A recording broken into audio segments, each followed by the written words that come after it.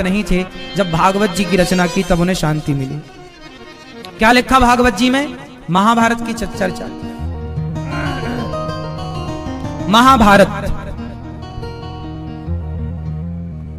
महाभारत इस सृष्टि का सबसे श्रेष्ठ युद्ध, बड़ा। उस महाभारत में बहुत सारा अच्छा कार्य हुआ, बहुत सारा बुरा कार्य हुआ। बुरा क्या हुआ? बहुत निर्दोष लोग मारे गए। अच्छा क्या हुआ? अधर्मी मारे गए। और अच्छा क्या हुआ? हम मानव जाति को सीख मिल गई। आप में से कितने लोगों ने महाभारत को देखा है या सुना है? टीवी पर देखा होगा। रामानंद सागर जी ने बहुत बड़ा उपकार किया है हिंदू समाज के ऊपर कि उन्होंने इतने सुंदर चीजें बना करके गए हैं। रामायण है, महाभारत है ना, वो कृष्णा है, कृष्णा में पूरा महाभारत। महाभारत भी था तो वो देखा ही होगा आप लोगों ने। लॉकडाउन में भी महाभारत अपन लोगों ने देखा कि नहीं? कुछ सुना होगा आप लोगों ने। चलो कुछ सवाल महाभारत से जुड़े पूछ लेते हैं आपसे। बताओ महाभारत क्यों हुआ?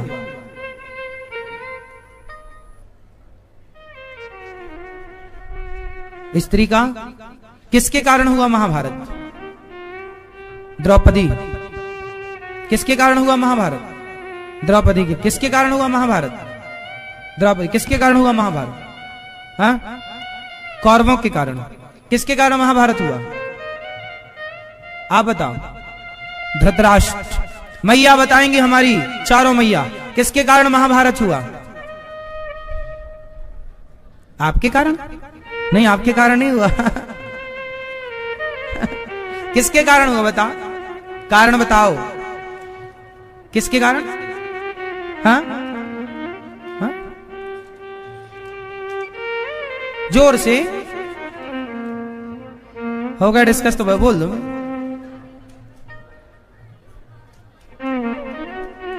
हम बहरे हैं, थोड़ा जोर से। किसके कारण महाभारत हुआ?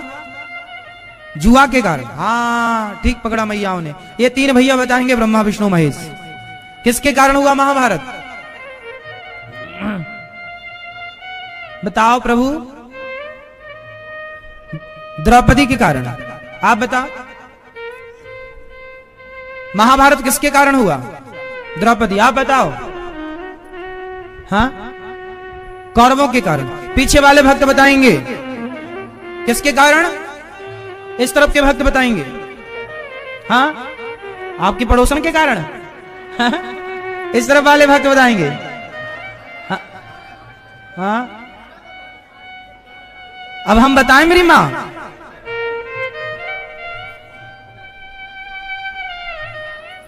हाँ, बहुत अच्छा कहा मैया ने। महाभारत क्यों हुआ? मूल वजह थी बंटवारा। मूल वजह थी बंटवारा। यदि धृतराष्ट्र ने सही सही बंटवारा किया होता, भगवान तो आए थे ना, भगवान तो आए थे ना, पांडवों से कहा था कि 5 गांव दे दो। दुर्योधन ने क्या बोला कि मैं सुई की नोक बराबर भूमि भी नहीं दूंगा। अब आप बताइए, यदि धृतराष्ट्र ने पांडवों को उनका अधिकार दे दिया होता, उनकी भूमि वापस कर दी होती, तो महाभारत होता? तो महाभारत की मूल वजह है सही सही बंटवारा ना होना। और आप लोगों के घर में भी महाभारत की वजह यही है कि भाई भाई में महाभारत इसलिए होता है कि बाप लोग, बड़े बूढ़े लोग सही सही बंटवारा नहीं करते हैं तो भी फंसने फंसाने वाला कर देते। सही बंटवारा यदि हो तो झगड़े की जड़ 3, जड़, जोरू और जमीन। झगड़े की जड़ 3, जड़, जोरू और जमीन। झगड़े की जड़ कितनी है? 3। जड़ मीन्स मूर्खता, या तो मूर्खता के कारण झगड़ा होगा, अज्ञानवश। जड़, जोरू मतलब पत्नी, स्त्री, लुगाई के कारण झगड़ा होगा। और जमीन मतलब प्रॉपर्टी, जमीन जायदाद के कारण झगड़ा। झगड़े की जड़ 3, जड़ मीन्स मूर्खता, जड़, जोरू और जमीन। चौथा कोई वजह हो तो आप बताओ। है तो यहां वजह क्या थी? राम रावण के युद्ध में वजह क्या थी? जोर से, जोर से।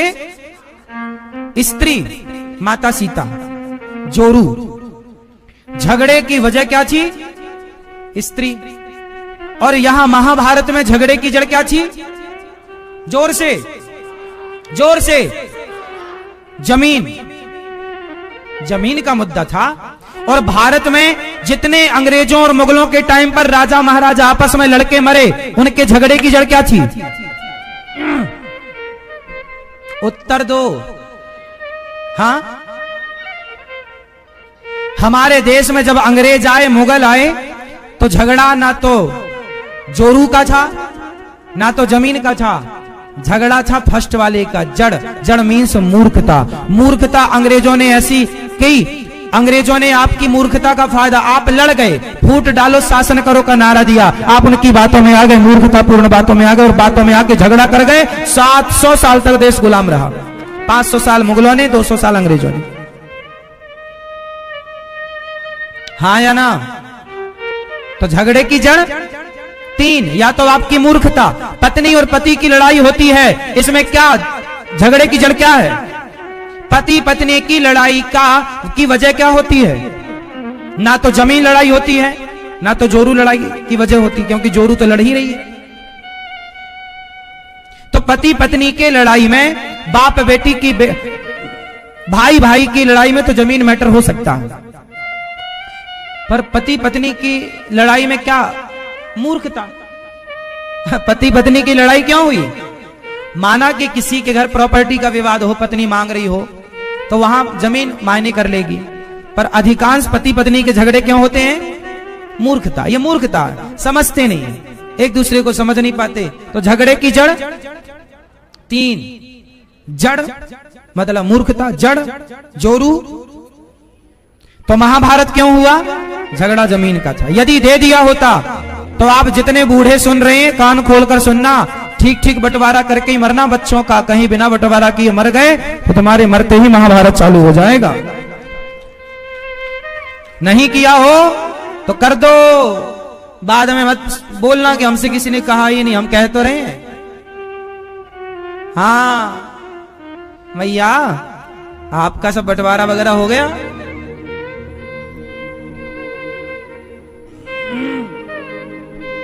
दादाजी आप लोगों ने बंटवारा कर दिया?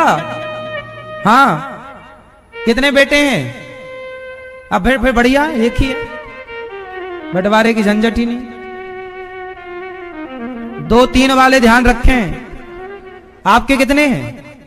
हो गया बंटवारा? शादी होगी दोनों की? तब करो। नहीं, अलग अलग है फिर भी कर दो, वरना तुम्हारे जाते ही फिर वो कहेंगे नहीं ये हमारा और ये हमारा। आपके रहते रहते सब करो। समझदार हो तो। बाकी कुछ बाप तो बोलते हम तो अपने जीते जी नहीं करेंगे बंटवारा, ये मतलब बहुत बड़ा मूर्ख बाप है। ये चाहता कि बच्चे आपस में लड़के मर जाए। ये प्रकृति का नियम है, बच्चे आपस में अलग, देखो या तो लड़के अलग हो जाएं या तो प्रेम से अलग हो।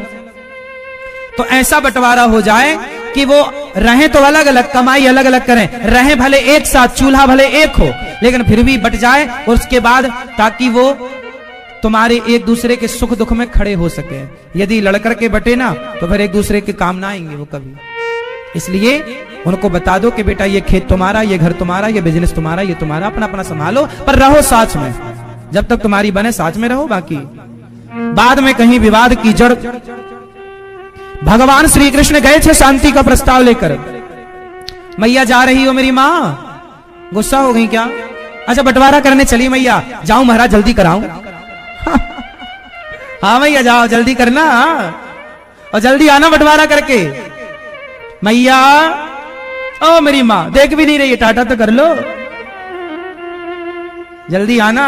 मैया देखो कितनी समझदार, तुरंत निकल जा रही हूं, बंटवारा करूंगी। भगवान शांति दूत बनकर गए। देखो वो 3 महापुरुष भी चले बंटवारा करने। अभी करोगे? भगवान जब शांति दूत बनकर आए तो भगवान ने अर्जुन से क्या प्रस्ताव रखा? दिनकर की कविता सुनाता हूं, सुनिएगा। दिनकर अपनी कविता में लिखते हैं कि जब भगवान शांति दूत बनकर आए तो अर्जुन धृतराष्ट्र से क्या कहा? भरी सभा थी, पितामह गुरु द्रोणाचार्य, विदुर जी और वहां तमाम बुद्धिजीवी बैठे थे, कर्ण थे, शकुनी थे, सब। उस सब बीच में भगवान ने प्रस्ताव रखा पांडवों का कि वर्षों तक वन में घूम घूम बाधा विघ्नों को चूम चूम, सहधूप घाम पानी पत्थर पांडव आए कुछ और निखर, सौभाग्य न सब दिन सोता है, देखें आगे क्या होता है। भगवान बोले मैत्री की राह बताने को, सबको सुमार्ग पर लाने को, दुर्योधन को समझाने को, भीषण विध्वंस बचाने को भगवान हस्तिनापुर आए और पांडवों का संदेशा लाए। भगवान बोले कि मैं न्याय मांगता हूं, दुर्योधन मैं पांडवों के पक्ष से शांति दूत बनकर आया हूं। शांति दूत मतलब महाभारत ना हो, इसका प्रस्ताव ना हो, सुलहता से बात सुलह हो जाए, प्यार मोहब्बत से बात समझ आ जाए, गले मिलकर रहो, झगड़ा लड़ाई में कुछ नहीं रखा। दो न्याय भगवान बोले, दुर्योधन धृतराष्ट्र दो न्याय किसको? पांडवों को। दो न्याय, तुमने उनकी पत्नी की लाज लूटी, तुमने उनका हस्तना इंद्रप्रस्थ लूटा, 12 साल का वनवास भोग कर आए हैं, तुमने बोला आओगे तो वापस देंगे, आ गए, अब दो न्याय अगर तो बाधा दो, दो न्याय अगर तो बाधा दो, पर इसमें भी यदि बाधा हो तो दे दो केवल 5 ग्राम, रखो अपनी धरती तमाम, हम वहीं खुशी से खाएंगे, परिजन पर असी न उठाएंगे, 5 गांव दे दो। पर दुर्योधन वह भी दे न सका, आशीष समाज का ले न सका, उल्टे हरि को बांधने चला, उल्टे हरि को बांधने चला, जो था असाध्य साधने चला। जब नाश मनुज पर छाता है पहले विवेक मर जाता है, जब नाश मनुज पर छाता है पहले विवेक, विनाश काले विपरीत बुद्धि, पहले विवेक मर जाता है। हरि ने भीषण हुंकार किया, अपना स्वरूप विस्तार किया, डगमग डगमग दिग्गज डोले, भगवान कुपित होकर बोले जंजीर बढ़ाकर साध मुझे, हाँ दुर्योधन बांध मुझे, तेरे में हिम्मत है तो मुझे बांध। यह देख गगन मुझ में लय है, यह देख पवन मुझ में लय है, मुझ में विलीन झंकार सकल मुझ में लय है, संसार सकल अमृतत्व फूलता है मुझ में, संसार झूलता है मुझ में। हे दुर्योधन तू मुझे बांधना चला, दृग हो तो दृश्य अकांड देख, मुझ में सारा ब्रह्मांड देख, चर अचर जीव जग अक्षर नश्वर मनुष्य सुर जाति अमर, सतकोटि सूर्य सतकोटि चंद्र सतकोटि सर सिंधु मद्र, तू मुझे बांधने चला है। सतकोटि विष्णु ब्रह्मा महेश, सतकोटि विष्णु जलपति धनेश, सतकोटि रुद्र सतकोटि काल, सतकोटि दंडधर लोकपाल, जंजीर बढ़ाकर साध इन्हें, हाँ दुर्योधन बांध मुझे, तुझ में हिम्मत है तो बांध। दुर्योधन बांधने चला, भगवान ने विराट विशाल स्वरूप प्रकट किया, दुर्योधन की सेना कांप गई, दुर्योधन कांप गया, भीष्म पितामह चरणों में गिर पड़े। तब बोला अच्छा प्रभु मान जाओ, मेरी माँ ने 56 भोग बनाए हैं, जरा खाओ। भगवान बोले तुमने हमारी बात नहीं मानी, तुमने हमारी बात का मान नहीं रखा, हम तुम्हारी बात का भी मान नहीं रखेंगे, तुम्हारे घर नहीं खाएंगे। तुम्हारे घर तब खाते, तुम हमारी बात मानते तो हम तुम्हारी बात मानते। हम तुम्हारे घर नहीं खाएंगे, हम विदुरानी के घर खाएंगे, विदुर जी के घर खाएंगे। तब विदुर जी के घर जाकर भगवान ने छिलकों का भोग लगाया है। और भगवान ने समाज को मैसेज दिया कि यदि शांति से सुलह से बात बन जाए तो झगड़ा लड़ाई करने की जरूरत, हाँ महाभारत की मूल वजह है ठीक ठीक बंटवारा ना होना। इसलिए आप लोग इस बात को ध्यान रखें, यदि आप पिता हैं तो। भगवान करे हर भाई भाई प्रेम से रहे। देखो बंटवारा होना बुरा नहीं है, क्या बंटवारा होने के बाद भाई भाई प्रेम से नहीं रहते? क्या एक साथ नहीं खाते? खाते। पिता अपना कर्तव्य पूरा करे।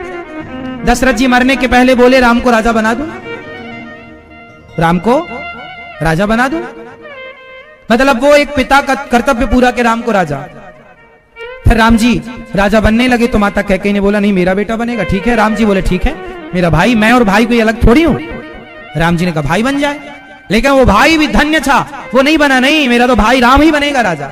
ये देखो बाप का काम है बांटना, लेकिन भाइयों का काम है कि उस बंटवारे को भी मिलजुल करके स्वीकार करना, और तेरा मेरा ना करे, जो है भैया सब तेरा है। बड़ा छोटे को दे, छोटा बड़े को दे, एक दूसरे का। पिता का कर्तव्य जो है वो पिता करे, भाई का कर्तव्य जो है वो भाई करे।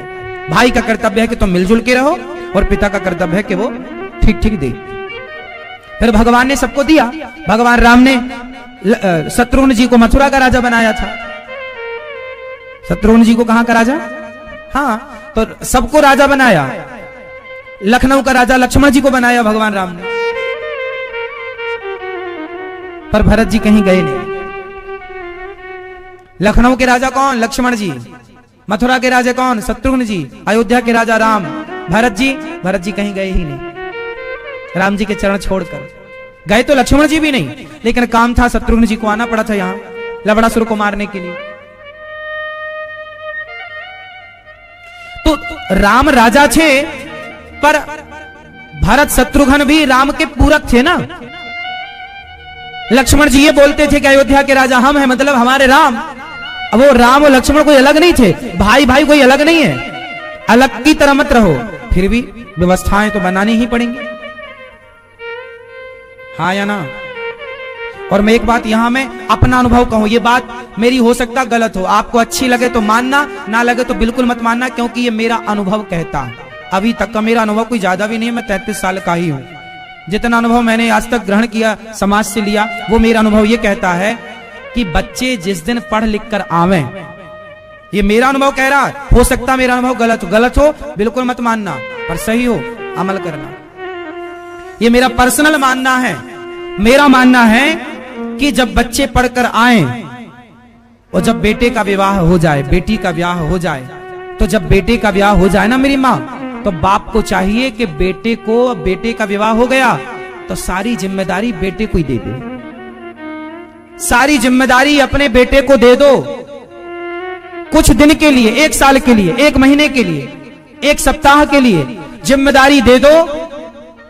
इस 1 महीने, 1 सप्ताह, 1 साल में आपको यह पता लग जाएगा कि बच्चा कितना काबिल है आपका, पहला। दूसरा, बच्चे के कंधे पर जैसे ही आप एक कॉलम खड़ा कीजिए, 20 फीट का कॉलम, उस 20 फीट का खड़ा करना साहब, और हिलाना कॉलम को, हिलेगा कि नहीं? उत्तर दो जोर से। हाँ, हिलेगा। जो जानते हैं वो मानेंगे। 20 फीट का कॉलम खड़ा कीजिए, आप कोई बीम मत डालिए, कोई छत मत डालिए, उस पर कोई वजन मत दीजिए, वो हिलेगा। जोर से धक्का मारिए, गिरेगा। 4-5 लोग ही गिरा देंगे 20 फीट के कॉलम को। बोलो हाँ, लेकिन आप उसी पर फिर बीम रख दीजिए, पूरा छत रख दीजिए, फिर हिलाओ, नहीं हिलेगा। हाँ, कंधों पर जब वजन आएगा तो ही मजबूती होगी। इसलिए समय पर मजबूत बनाना है बच्चों को, तो गृहस्थी की जिम्मेदारी रख दो। भैया रोटी नमक तुमको ही कमा के लाना, जाओ कमाओ, ये रही दुकान, ये फैक्ट्री संभालो। इससे बच्चे मजबूत होंगे, वो समझ पाएंगे कैसे और कैसे बेहतर बनाना है। अब क्या होता है कि बेटा बड़ा हो गया, शादी हो गई, लेकिन बाप ही सारा काम किए जा रहा है। बेटा तू घर में बैठ, हम करेंगे सारा। तू करेगा भैया तो बच्चे कब सीखेंगे? तू तो अपना मर जाएगा, और जब मरेगा तब तक बच्चे को सीख ना पाएंगे, क्योंकि सीखने के लिए भी अनुभव चाहिए। 10 साल 20 साल लग जाता है, 5 साल 6 साल तो लग ही जाता है कोई भी काम का। मास्टर बनने के लिए मास्टर डिग्रियां भी PhD की लगभग 5 साल में मिलती है, हाँ या ना? तो भाई अनुभव चाहिए ना मेरी माँ। ये बात सही है गलत है? शादी के तुरंत बाद मतलब साल 6 महीने, लो भैया संभालो, दुकान में तुम बैठो, लाओ कमा के कितना। तुम केवल नजर रखो, पिता का काम है, तुम हिसाब रखो, नजर रखो, देखो, तुम नजरें रखो, लेकिन उसको अलग से दुकान दे दो, उसको अलग से काम दे दो। तू अपना काम कर भैया, तू अपना संभाल, पर सेल्फ डिपेंड बनाओ, वरना ये अपाहिज हो जाएंगे। जो व्यक्ति सारी जिंदगी वैसाखी में चलता है, एक दिन बैसाखी छीन लोगे, गिर जाएगा। बाप एक प्रकार की वैसाखी है, और वैसाखी तब तक ही ठीक लगती है जब तक पांव में बल ना आ जाए तो वैसाखी छोड़ देनी चाहिए, अपने पांव से चलना सीखना चाहिए, हाँ या ना? तो वैसाखी का मतलब है कि पिता का सपोर्ट तो हो, सारी जिंदगी पिता पर डिपेंड मत रहो, आश्रित ना रहो। पिता से आगे निकलना है आपको, पिता का सम्मान बढ़ाना है आपको, पिता का नाम बढ़ाना है आपको, पिता की इज्जत बढ़ानी है आपको, पिता का व्यापार 4 गुना करके देना है बाप को। यही सबसे बड़ा तोहफा है एक बाप के लिए। उसकी कमाई संपत्ति, उसका कमाया नाम, उसकी कमाई इज्जत को तुम 4 गुना बढ़ाओगे तो बाप का राम राम तुम्हें आशीर्वाद देगा, वाह मेरा बेटा मेरे से आगे निकल गया। इसलिए बाप जब अपने बेटे को गोद में, माँ जब गोद में लेती है तो माँ जब बेटे को गोद में लेती है तो कांख में दबाती है बच्चे को, लेकिन बाप जब बेटे को गोद में लेता है तो कंधे पर बिठाता है कि बेटा, जहां कंधे पर बेटा बैठेगा ना तो बाप से आगे का देखेगा। बाप चाहता है कि जहां तक मैं देख रहा हूं मेरा बेटा वहां से आगे का देखे, जहां तक मैं पहुंच रहा हूं मेरा बेटा वहां से आगे पहुंचे। इसलिए बाप अपने बच्चे को कंधे पर बिठाता। ये जीवन के अनुभव है मेरे, जो मैंने पाया है। मैं बचपन से ही सेल्फ डिपेंड बन गया था।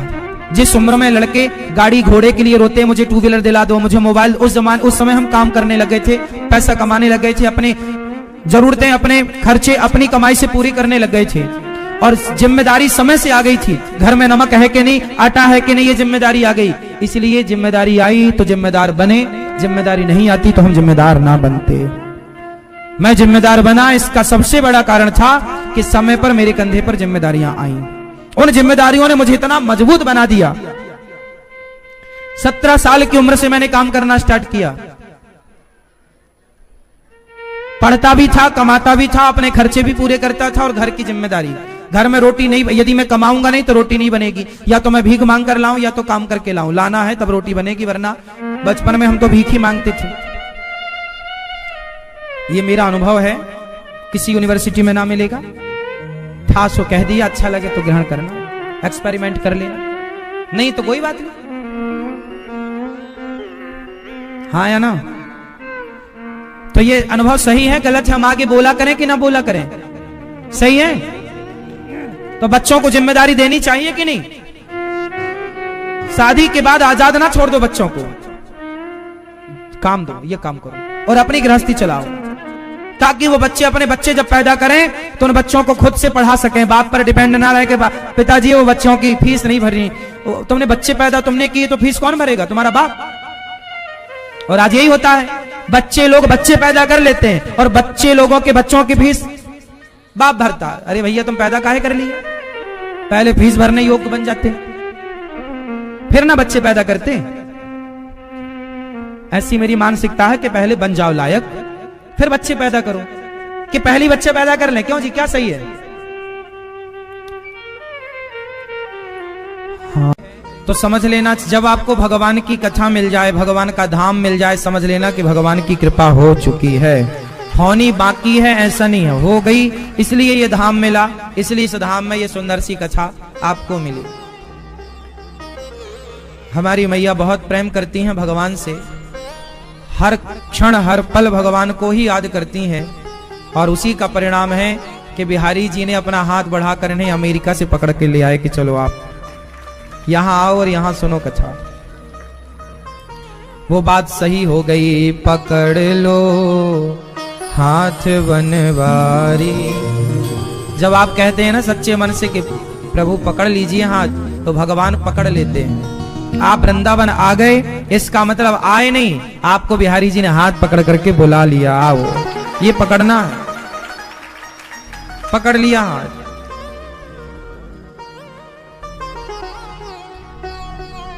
संसार में हम कितने बिजी होते हैं, कितना काम है आप लोगों के पास, लेकिन आप लोग उस काम से ये समय निकालकर धाम आए, ये सिद्ध करता है कि भगवान ने हाथ पकड़ा, इसलिए आप समय निकाल पाए। वरना लोग पैसे तो निकाल लेते हैं पर समय नहीं निकाल पाते। समय तो वही और एक बात बताऊं, जो भगवान के लिए समय निकालता है उसका समय बहुत अच्छा हो जाता है। जो लोग कहते हैं ना हमारे पास समय नहीं है कथा के लिए, भगवान के लिए, भगवान कहते अच्छा तुम्हारे पास समय नहीं है, तो फिर उनका समय बाद में उन्हें परेशान करता है। और जो अपने समय से भगवान के लिए समय निकालते हैं उनका समय सारी जिंदगी के लिए सुंदर हो जाता है, सुखद हो जाता है, आनंद देने वाला बन जाता है।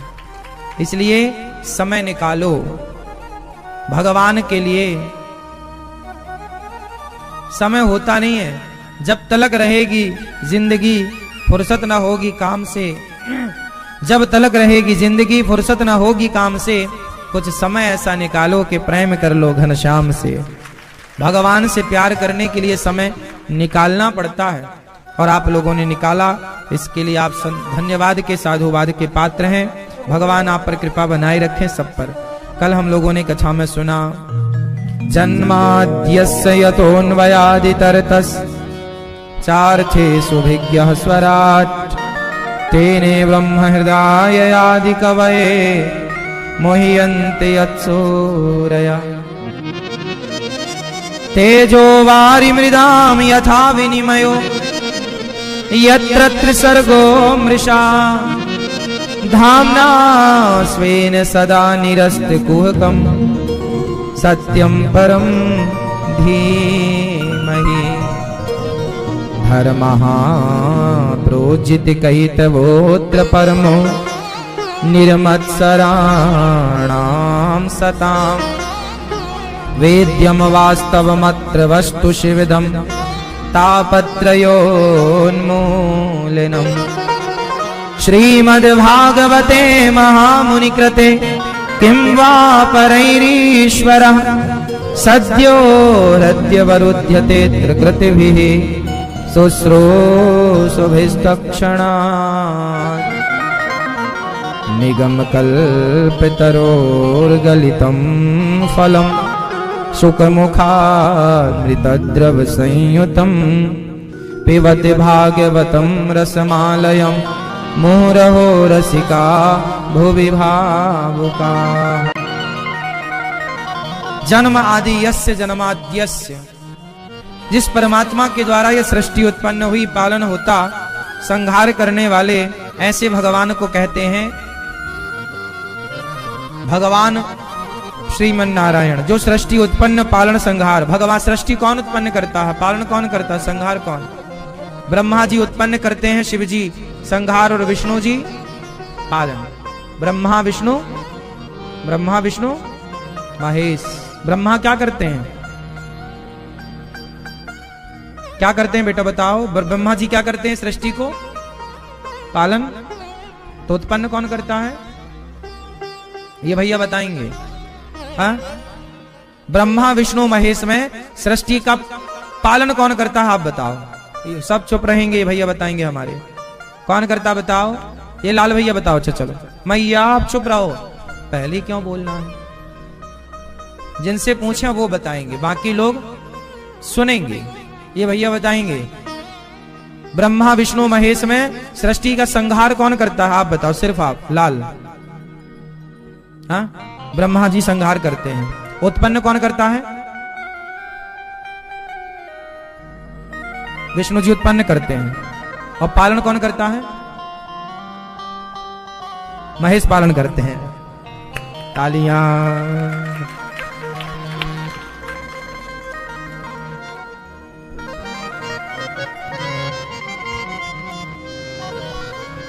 आप बताओ बेटा, बैठे बैठे, ब्रह्मा विष्णु महेश में सृष्टि उत्पन्न कौन करता है? हाँ? भगवान श्रीमन नारायण।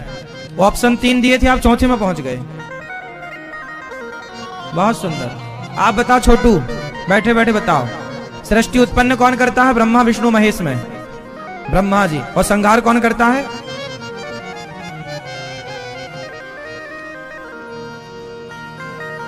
भगवान नारायण 3 रूप में विभक्त होते हैं। एक नारायण, भगवान कितने हैं? जोर से। एक।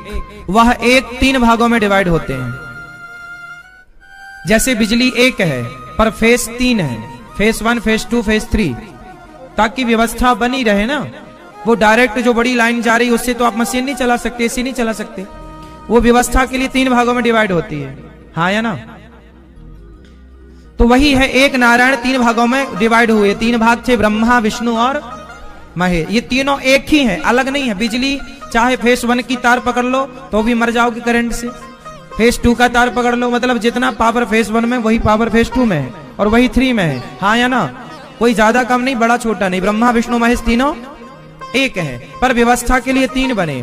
तो जिसमें व्यवस्था ब्रह्मा, भगवान नारायण की नाभि से क्या पैदा हुआ? जोर से। भगवान नारायण की नाभि से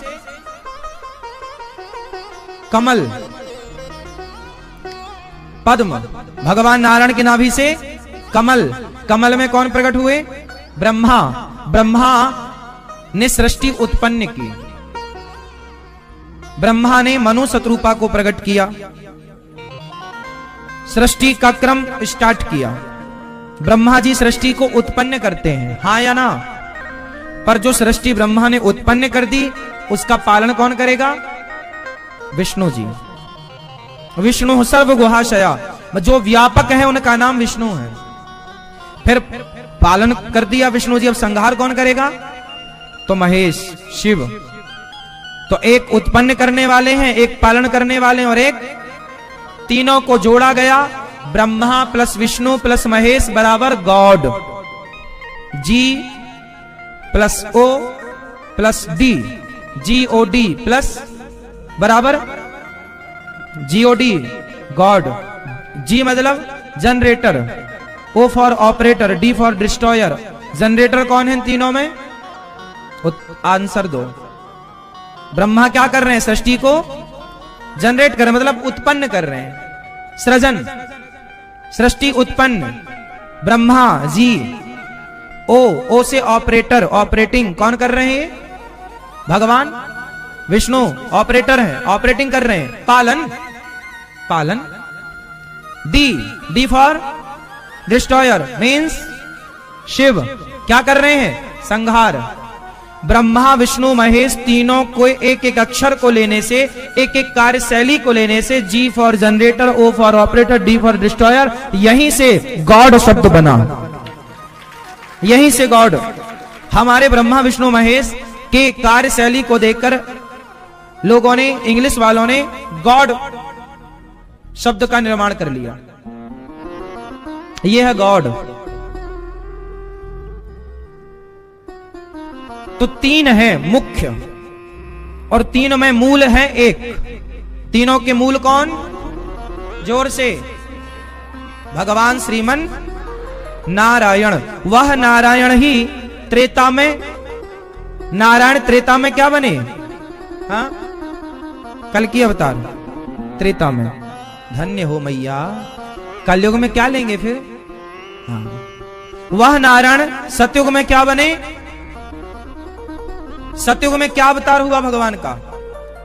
हाँ, कृष्ण भगवान का अवतार द्वापर में हुआ था। सतयुग में किन का अवतार हुआ? भैया बताएंगे चश्मा वाले। हाँ, श्री राम त्रेता में आए। सतयुग में किन का अवतार हुआ?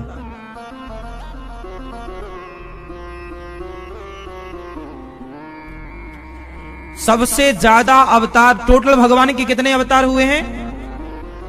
ये भैया बताएंगे हमारे। 4।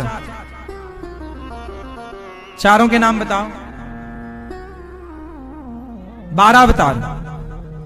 धन्य है आप। 12 अवतार। 12 के नाम याद हैं? तो आपकी इतनी उम्र हो गई, अभी 12 तक ही पहुंचे हो। ये हमारे बच्चे बताएंगे बेटा कितने अवतार हैं भगवान के? हाँ, 10 अवतार। 2 क्लास पीछे हैं ये भी। हाँ, कौन बोल रहा है? 24। हाँ, 12 के बाद भी बाकी हो गए, तब आप पता ही नहीं कहां थे। भगवान के टोटल अवतार हैं 24, जिनमें 10 अवतार मूल हैं, विशेष। उन 10 में से 2 और विशेष हैं, राम और कृष्ण। टोटल भगवान के अवतार हैं 24, जिसमें कि सबसे अधिक अवतार भगवान के किस युग में हुए? कोई आपसे सवाल कर ले कि तुम्हारे भगवान के सबसे अधिक अवतार किस युग में हुए, तो क्या उत्तर होगा? किस युग में? सतयुग में। सतयुग में क्यों हुए? क्योंकि सतयुग वो युग था जहां सृष्टि स्टार्ट होती है। तो स्टार्ट कराने के लिए ही मालिक को आना पड़ता है, और जब स्टार्ट होगी, चल पड़ी, तब फिर आप चलाते रहना। हाँ या ना? इस बात समझ में आ रही है? इसलिए सबसे अधिक अवतार भगवान के सतयुग में हुए। भगवान नारायण का पहला अवतार हुआ सनकादि ब्रह्मा जी से। सनक, सनंदन, सनातन, सनत कुमार। भगवान नारायण का दूसरा अवतार हुआ हो रहा था, उस लुप्त होते सांख्य योग को प्रकट करने के लिए माता देवहूति के माध्यम से स्वयं कपिल भगवान प्रकट हुए और अपनी मां को उपदेश किया था कपिल भगवान ने। आज भी कपिल देव जी, आप बता सकते हैं कपिल देव जी का मंदिर कहां है? ये भैया बताएंगे चश्मा वाले, आप बताओ कहां? हाँ, कपिल देव जी का मंदिर है गंगा सागर। साल में एक बार जो यात्रा होती है गंगा सागर की, वो कपिल मुनि का दर्शन करने ही लोग जाते हैं। बाकी तीर्थ बार बार गंगा सागर, तो वो गंगा सागर में जो मंदिर है वो कपिल देव जी का मंदिर है। माता देवहूति के पुत्र हैं, करदम जी के पुत्र हैं, अनुसुईया के भाई हैं कपिल देव जी। कपिल देव जी की बहन का नाम क्या है? माता अनुसुईया मां का नाम सुना होगा। इस धरती की सबसे श्रेष्ठ पतिव्रता नारियों में माता अनुसुईया। गुरु वशिष्ठ जी की पत्नी का नाम सुना है? माता अरुंधति। वो अरुंधति भी कपिल भगवान की सगी बहन है। जो राम जी की गुरु माता है, वशिष्ठ जी की पत्नी। राम जी की गुरु मां कौन? माता, बोलो मेरी मां। इतना विस्तार से इसलिए समझा रहे हैं, कुछ याद कर लो, कल को कोई कुछ पूछे तो आप उत्तर दे पाओ, इसलिए सब विस्तार से समझा रहे हैं। कपिल देव जी की बहन 9 है और इनमें विशेष माता अनुसुईया है, माता अरुंधति है। कपिल देव जी का मंदिर कहां है?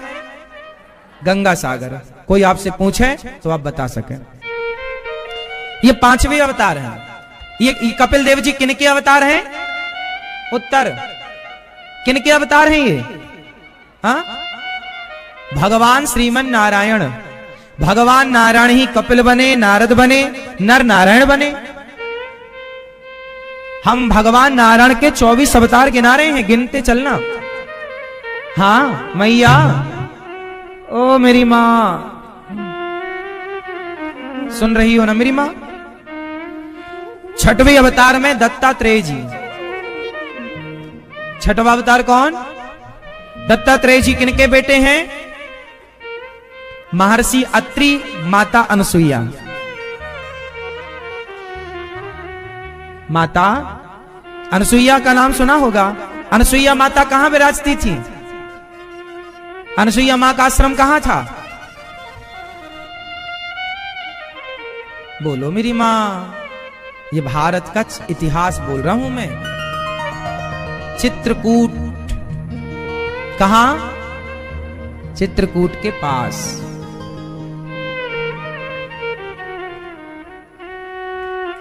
दत्तात्रेय जी के गुरु कितने थे?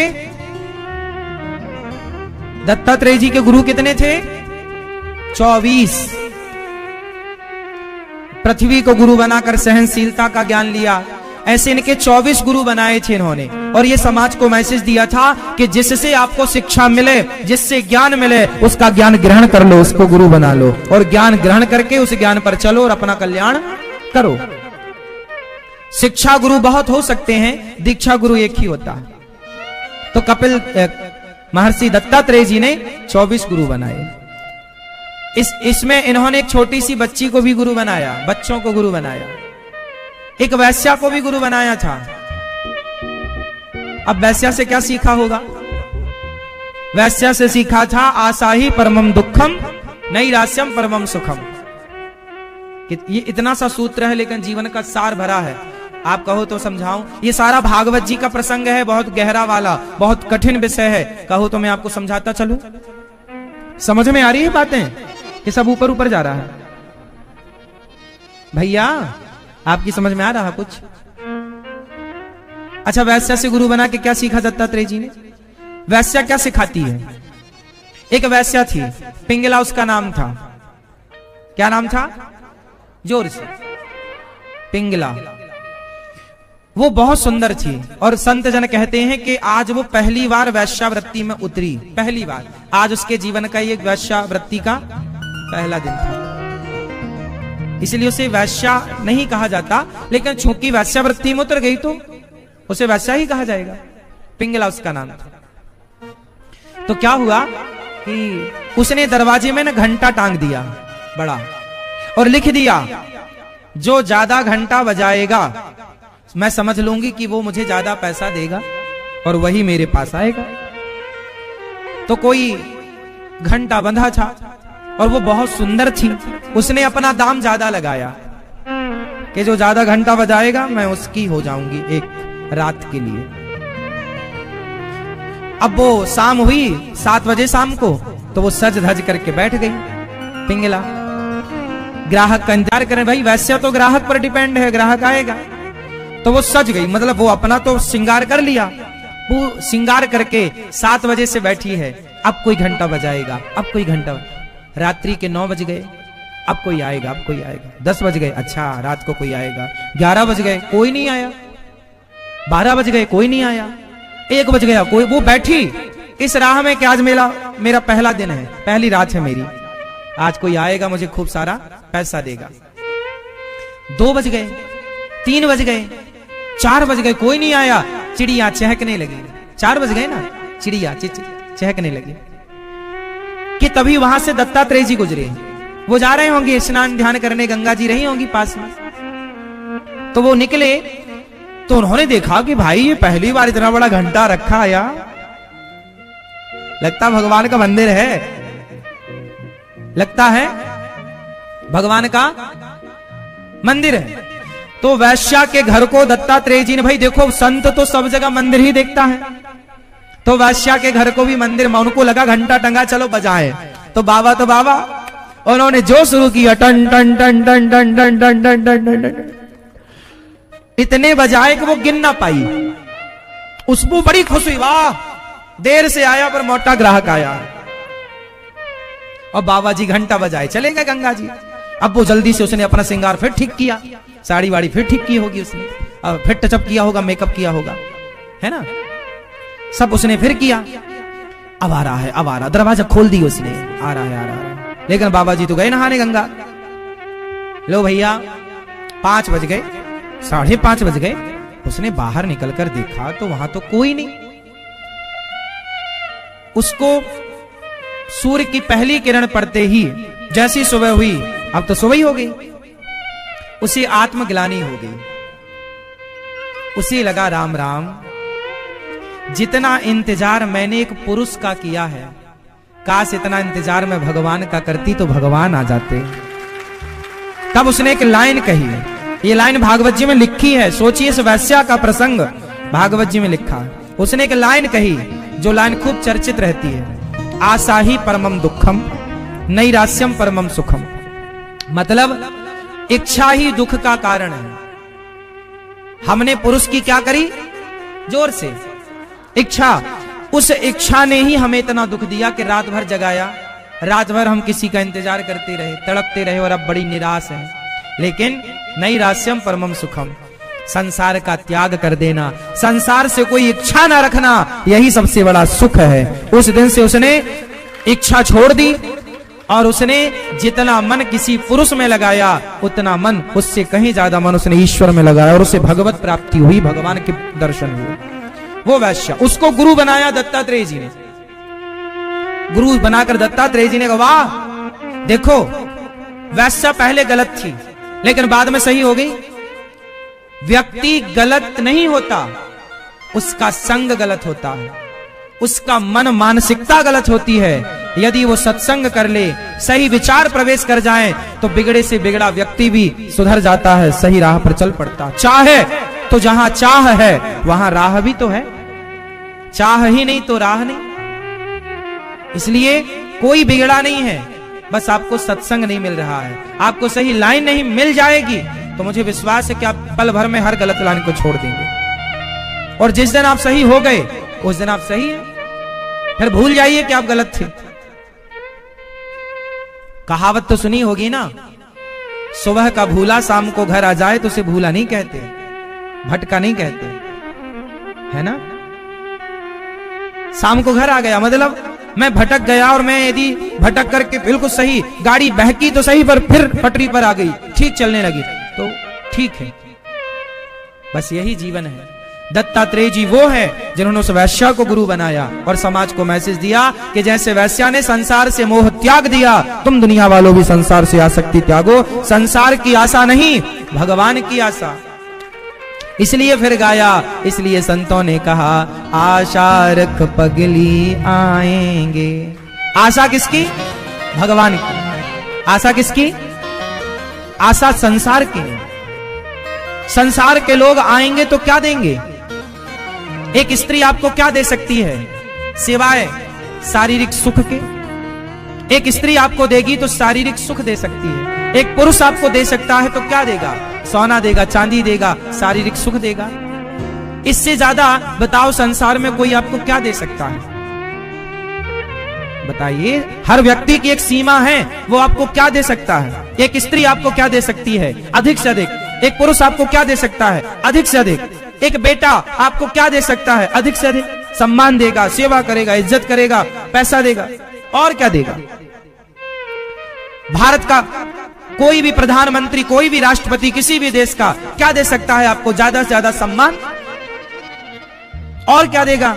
लेकिन भगवान आपको परम पद दे सकते हैं, मोक्ष का अधिकारी बना सकते हैं। जो भगवान दे सकते हैं वो इस धरती में कोई नहीं दे सकता। इसलिए जगत से नहीं जगन्नाथ से प्यार करो मेरे भाइयों, मेरी मां, मेरी बहनों। संसार के व्यक्ति की एक सीमा है। संसार खुद भिखमंगा है। आप क्या देंगे? आप खुद भीख मांगते हैं अपने पिता से, अपनी मां से, अपने परिवार से, किसी ना किसी से। दाता एक राम, भिखारी सारी। सारी दुनिया को भिखारी कहा गया है, हाँ या ना? किसान भी जब खेत में फसल बोता है तो भगवान की तरफ देखता है, विधाता इस बार अच्छी फसल हो, तो है ना भिखारी? बोलो हाँ। तुम भी फैक्ट्री लगाते हो तो भगवान की तरह, हे भगवान बढ़िया चले, हो ना भिखारी? दाता तो केवल भगवान है, वरना दुनिया तो हाथ फैलाए खड़ी है, हे विधाता दो। और वो सबको दे रहा है।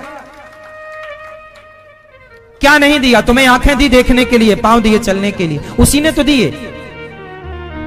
तुम्हारी मां में हिम्मत होती तो कोई बेटा लंगड़ा अंधा क्यों होता? तुम्हारी मां ही यदि तुम्हें हाथ पांव आंख दे सकती तो किसी मां का बेटा अंधा लंगड़ा बहरा क्यों होता? फिर मां बना लेती उसको ठीक। यदि मां बनाती इंसानों को, बाप बनाता बच्चों को, तो फिर बना लेता। फिर किसी का बेटा अंधा क्यों है, लंगड़ा क्यों है, बहरा क्यों है, काना क्यों है? तुम ही अमीरी गरीबी, तुम बाप हो ना, तुम अपनी औलाद को करोड़पति बना सकते हो, दे सकते हो, लेकिन उसके भाग्य में दुख है तो वो तुम बदल नहीं सकते। उसके भाग्य का सुख है तो तुम मत दो कुछ। राम को राजा बनना था कल, लेकिन भाग्य में दुख था तो 14 साल का वनवास मिल गया। लिखा किस्मत में मिटता नहीं मिटाने से।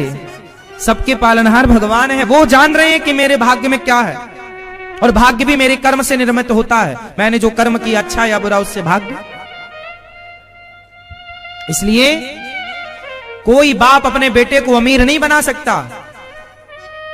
तुम दे के जाओ करोड़ों, यदि उसके भाग्य में अमीरी नहीं है तो वो करोड़ों बर्बाद कर देगा। और कोई बाप अपने बेटे को गरीब नहीं बना सकता। यदि उसके भाग्य में अमीरी है तुम 1 रुपए मत देना, उसमें काबिलियत भगवान अपने आप दे देंगे और वो अपने आप करोड़पति बन जाएगा। क्योंकि तुम नहीं चला रहे हो ना सृष्टि को, चलाने वाला, मैनेज करने वाला कोई और है। बाप तो दे सकता है धन दौलत, लेकिन बेटे के भाग्य में नहीं है तो करोड़ दिया क्या टिकता है साहब? आपके सामने कितने ऐसे उदाहरण होंगे कि बाप ने करोड़ दिया बेटे को, लेकिन वो मिट्टी में मिला दिया, सब बेच के खा गया। कितने लोग हैं जो करोड़पति थे, बाप दादों की करोड़ों की प्रॉपर्टी थी, लेकिन आज 2-2 रोटी को तरस रहे हैं। क्या ऐसा आपके सामने कोई उदाहरण नहीं है? है सबके सामने ऐसे उदाहरण। और ऐसे लोग भी होंगे आपके सामने जो कल तक भीख मांगते थे और आज वो ठाट बाट से रह रहे हैं। गरीब थे पर संपन्नता आ गई। तो ये सब भाग्य का खेल है साहब। किसी के अमीर बनाने से कोई अमीर नहीं बनता और किसी के गरीब बनाने से कोई गरीब नहीं बनता। भगवान ही सबके भाग्य विधाता है, लेकिन वो भाग्य आपके कर्मों पर निर्भर करता है। इसका मतलब ये नहीं कि भगवान किसी को यूं ही अमीरी दे देते हैं, किसी को यूं ही गरीब ना। जो आपने कर्म किया उस कर्म के अकॉर्डिंग, कर्म के आधार पर, आपके अच्छे कर्म तो अच्छा भाग्य, बुरे कर्म बुरा भाग्य। आपके कर्मों के हिसाब से आपका भाग्य तय होता है। पेड़ बोए बबूल का तो आम कहां से आए? जो बोया है। तो दत्तात्रेय जी ने कितने गुरु बनाए? उनमें किसको गुरु बनाया? एक। क्या सीखा वैश्या से? बोलो पिंगला ने क्या सिखाया? फास्ट उत्तर। ये भागवत जी का प्रसंग बोल रहा हूं, ध्यान से समझिएगा। चलो बताओ, वैश्या पिंगला ने क्या सिखाया आपको आज?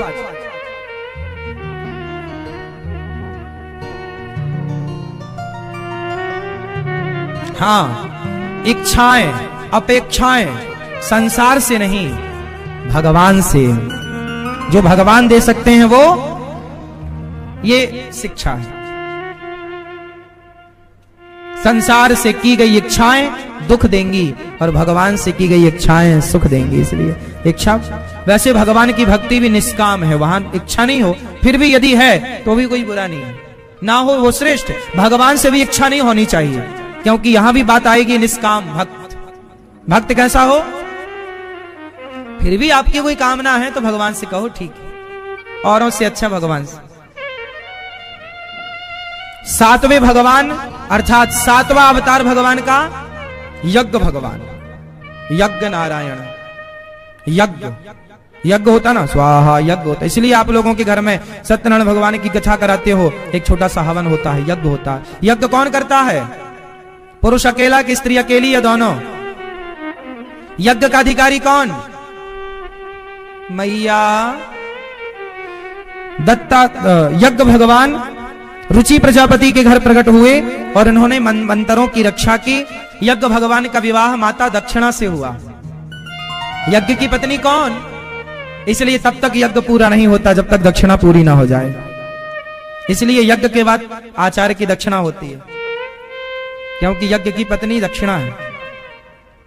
अच्छा बताओ, मैया, ओ मेरी सोने वाली मैया, सो गई मेरी मां? लो, अच्छा ये बताओ, आप लोगों ने शादी की क्या? आप में से कितने लोगों ने विवाह किया है? शादी किस किस ने की शादी? जिनने की वो हाथ उठाएं। मैया आपने की? बताओ शादी क्यों की आपने? हाँ, सबने की तो आपने भी कर ली। आपने शादी की? हाँ, क्यों की? कहां आपके पति? रास्ते में, घर में। चलो, आपने की शादी? आपने क्यों की शादी? भैया आप बताएंगे, मूंछों वाले, शादी क्यों की आपने? हाँ, वंश को बढ़ाने के लिए। वंश तो सुअर का भी बढ़ रहा है, उन्होंने तो शादी नहीं की, फिर भी यूं ही बढ़ रहा उनका तो। अरे वंश कुत्ता बिल्ली का नहीं बढ़ रहा है क्या? क्या उनने शादी करी फिर भी उनका कुत्तों के खिप कुत्ते हो रहे हैं, एक बार में 12-12। भैया बताओ आपने विवाह क्यों किया? उत्तर दो। हिंदू हो, भारत का रहने वाला हूं, भारत की बात सुनाता हूं। हमारे यहां कारण है, बिना कारण के कार्य नहीं होता। आपसे कोई प्रश्न करेगा विवाह क्यों किया, तो इसका ठोस प्रमाण देना पड़ेगा। कारण, ठोस कारण क्या है? संतान पैदा कर, सबने की, सबने की, सब कुआं में कूदेंगे, तुम भी कूद जाओगे। बच्चा पैदा करने के लिए, वंश बढ़ा। अरे वंश तो बढ़ेगा ही, जाएगा कहां? शादी ब्याह करोगे तो बच्चे तो होंगे। ये मूल उद्देश्य बच्चा पैदा करना नहीं है। जो आज स्त्रियां रोती हैं हमारे बेटा नहीं है, लोग रोते हमारा बेटा नहीं है, तुम बेटा बेटी पैदा करने शादी किए ही नहीं छो।